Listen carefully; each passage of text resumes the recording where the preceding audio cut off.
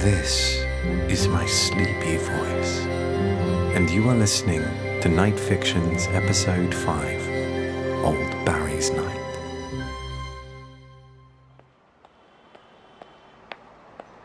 You stroll briskly down the road, on your way to a Christmas do. I'm early. Must have strolled a little too briskly, you think to yourself, simultaneously realizing that really, you've just bought yourself some time for a swift half before the do kicks off. You look around as you move further down the street and spy an interesting little haunt, a seemingly listed building, drenched tastefully in neon that bleeds from a sign hanging above the door. It reads, Bluest Skies. You push through the entrance and enter the pub, lively stepping around the patrons that display varying states of inebriation, decked out in festive knitwear and cheap Santa hats. You grab a drink and take a seat at the bar. Looking around, you quickly notice a stage towards the back of the room. It's set up with a single microphone atop a stand, spiraled with tinsel. Just then, as you regard the spotlit stage, a man wearing an oversized, heavy three-piece suit sweatily runs on and grabs the mic. Okay, people, it's that time of the evening you've all been waiting for. Please put down your mince pies, clap your roofs together, and welcome to the stage, Statland Brinko! A tall man wearing a modified elf outfit enters the light. You shift on your stool to get comfortable, take a sip of beer, All right. and watch intently. Merry Christmas, I guess. I don't know about you, but as I get older, I get less and less interested. Fewer and fewer interested in the whole idea of Christmas. You get out of work at 11 o'clock on Christmas Eve, and it's supposed to be a couple of days where you can relax and unwind and maybe spend a bit of quality time with your family. But you have to drive hundreds of miles and see whichever ones of your family will be most offended if you don't go. You get there late, and then you get about 17 minutes sleep before a tornado of shrieking children lays waste to the house. There's no sleep to be had. So you have to get up, immediately start drinking, probably something fizzy, and then go and try and defrost the massive slab of unidentifiable bird in the garage. There's an argument. Another argument. One of your uncles says, "This is the best fucking Christmas song ever. The boys ever pick bay." There's another argument, this time about which is the best Christmas song ever. You say it's the Pogues just to keep the peace. There's a further argument which results in a toy being broken, and a child cries. At 4 o'clock you eventually sit down to dinner, without Grandad, who's become incapacitated by drink. Most of it's burnt, some of it's uncooked. The parsnips were very warm. There's another argument, charades. The monarch one gives a speech. This results in a further, final argument, which means that no one speaks to each other for the rest of the day. You continue drinking, sleep. It's Boxing Day. Time to go to the other end of the country and see the slightly more threatening ones. I remember Christmas there as a kid. There was this one time I particularly remember. I was sat on my granddad's knee, just playing with the toy that I'd got, some kind of spaceship. And I remember he asked me if I'd had a good Christmas. And I thought about it, and my parents always told me not to lie. And so I told him that I had, but that I got less presents than last year. And I remember quite distinctly, he looked at me in the eye, and he said, "It's fewer presents, you ungrateful little dickhead!" And I ran away and hid in the shed. Anyway, Boxing Day is just a repeat of the day before, more or less. More or fewer. So I think it's safe to say that I'm not really a big fan of Christmas. I know it's a cliche to say, but it's all become so commercialised these days. Capitalism's ruined Christmas like everything else, right? So last year, we thought we'd try to do something a bit different. We wanted to move away from the standard materialistic Christmas. So I started to do some research into any kind of ancient traditions that I could find from the place where I live. And I found that in kind of unspecified ancient times, there were some traditions in the county that there was quite a strict timetable that was observed on Christmas Day, or Old Barry's Night as it was known then, because you have to understand that this predates Christianity by some thousands of years. And so we looked into these traditions, and it seemed that this timetable was followed quite fearfully by the people in the local villages. They seemed to think that something very bad would happen to them if they didn't. And we got the timetable downloaded, and we thought about it. And we thought that no one really tends to get that upset about people making light of old traditions, so we thought we'd give it a go.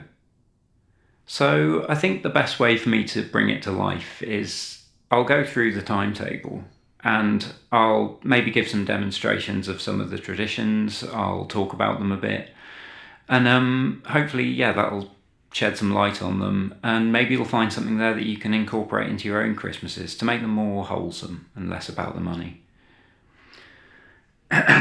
Okay.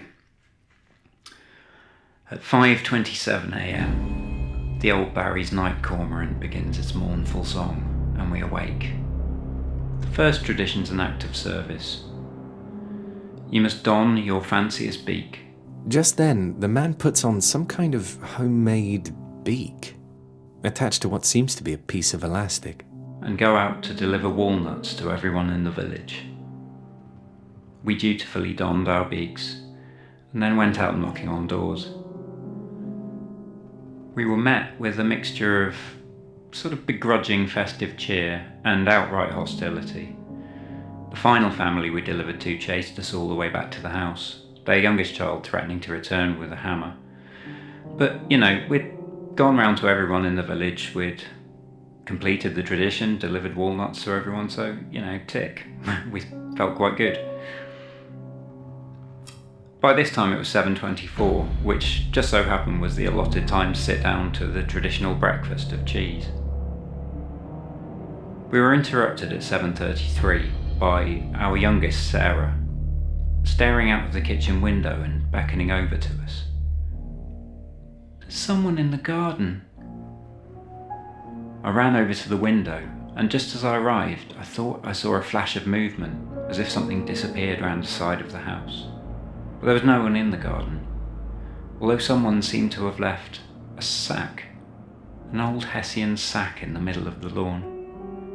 It was dripping a red liquid from the bottom. I walked over and opened the sack. It was full to the brim with congealed, mashed up meat. It was disgusting. Gagging, I shut the bag and walked back into the house. At 8 o'clock, it's time for Barry's song. Now, after a lot of searching, I managed to find an old recording of this, or a digitised version of a really grainy old recording. So it was quite bad quality, but I managed to learn the song for you, so I'll sing a little bit of that now.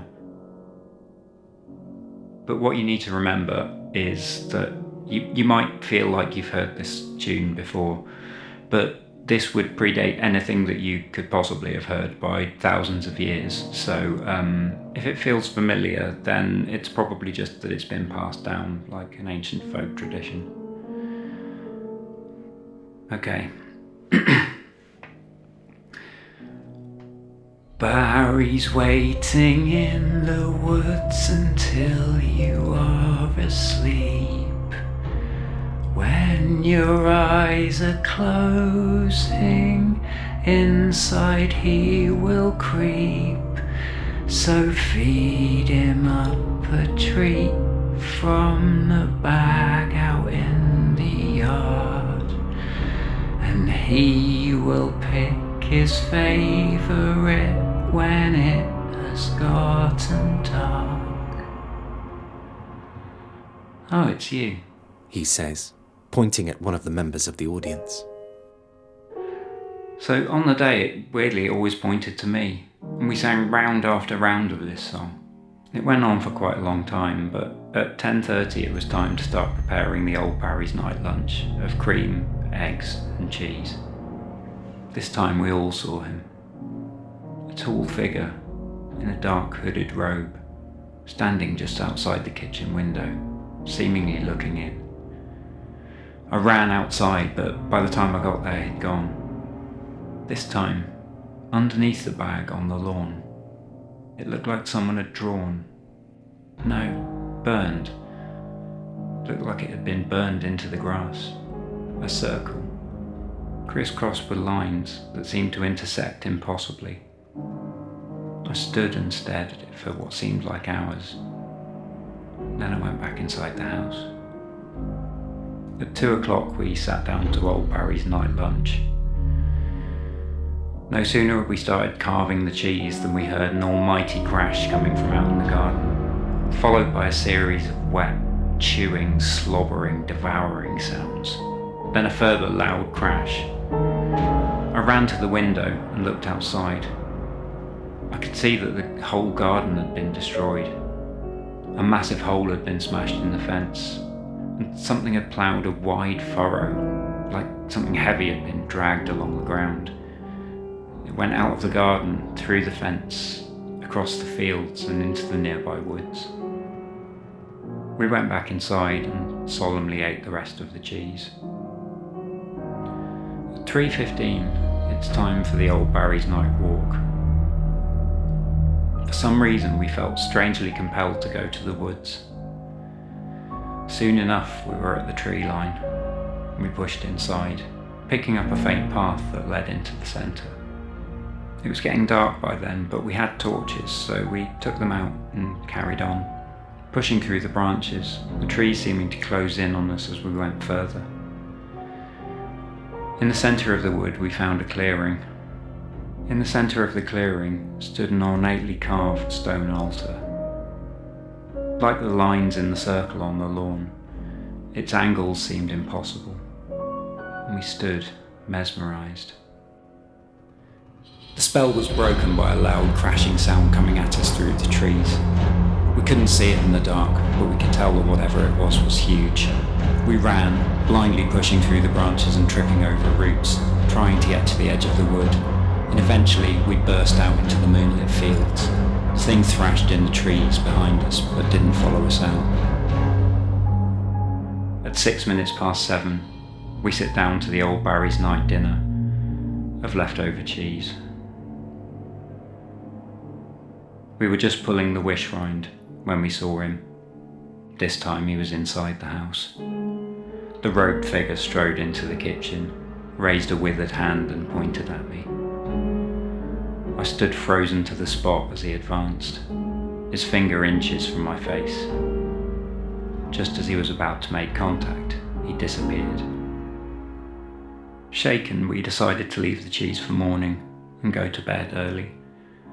Said goodnight to Sarah and Peter, and Janet, and then went to bed. As I was drifting off, I thought that I could hear faintly blowing on the breeze, a rhythmic chanting coming from the direction of the woods. Barry, Barry, Barry, Barry. I awoke in the middle of the night. As my eyes adjusted to the gloom, I could see in the corner a sort of dark, writhing, amorphous blob. It didn't have eyes that I could see, but I could tell that it was watching me. It spoke to me inside my head.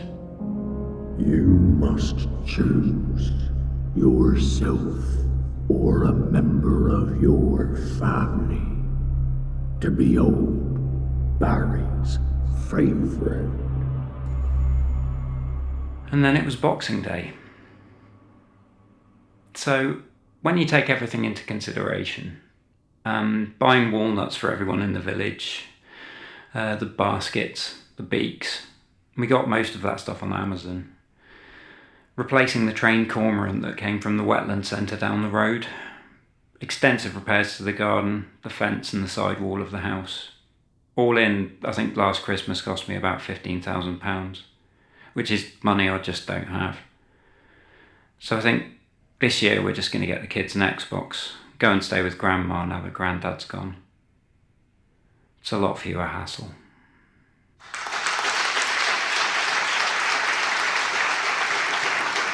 Alright, Stat and Brinkle, ladies and gentlemen.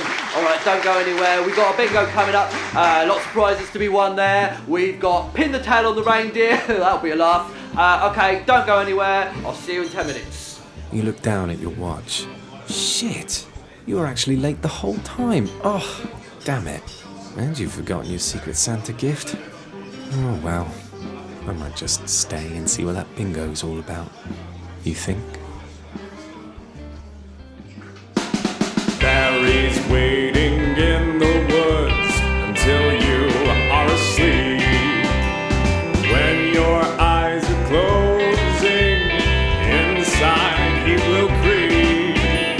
So feed him on the tree from the bag out in the yard, and he will pick his favorite when it has gotten dark. Oh yeah, when it has gotten dark. Okay, when it has gotten dark. Let me tell ya, when it has gotten dark. One more time, when it has gotten dark. Thank you for listening to Night Fiction's Episode 5, Old Barry's Night. Created by Leah Beckesis, Joe Urwin, and Andrew Wieldon-Dennis.